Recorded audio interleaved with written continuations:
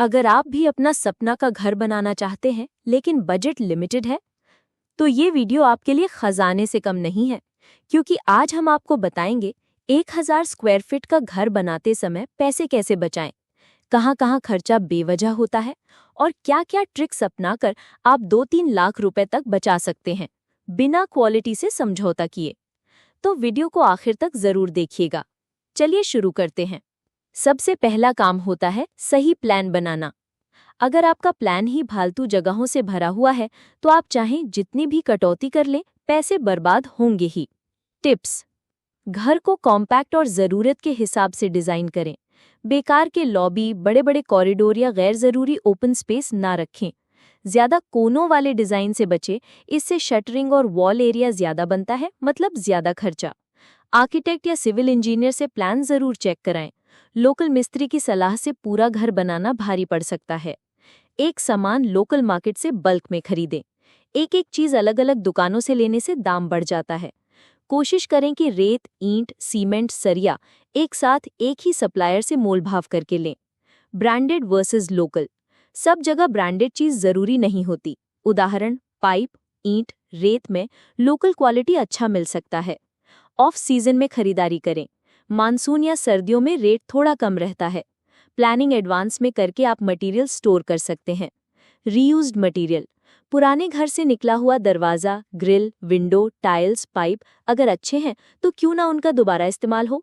मजदूरी और कॉन्ट्रैक्टर से पैसे कैसे बचाएं?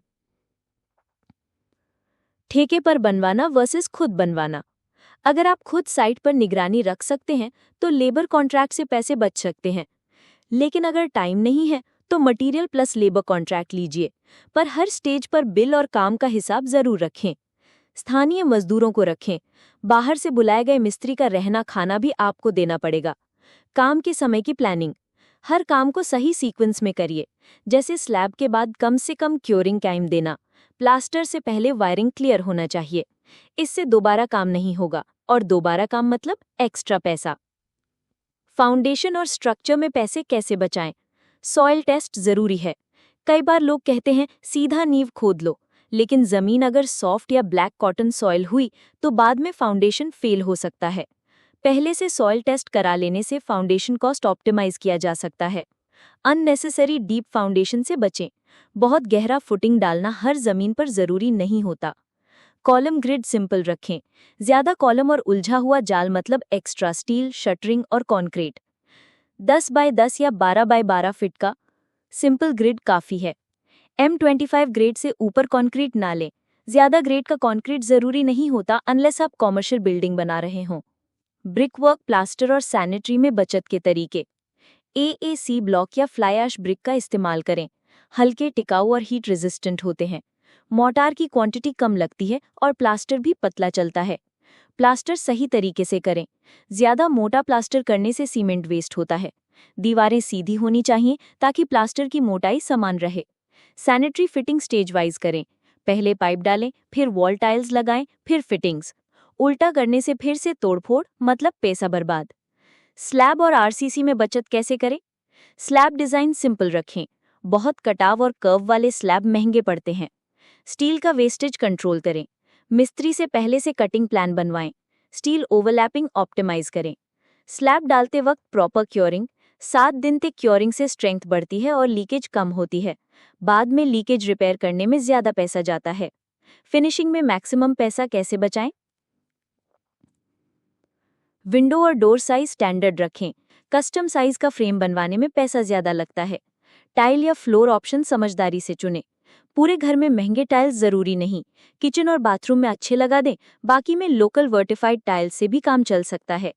पेंट में स्मार्टनेस दिखाएं। प्राइमर सही से करें ताकि 2 कोट में फिनिश आ जाए।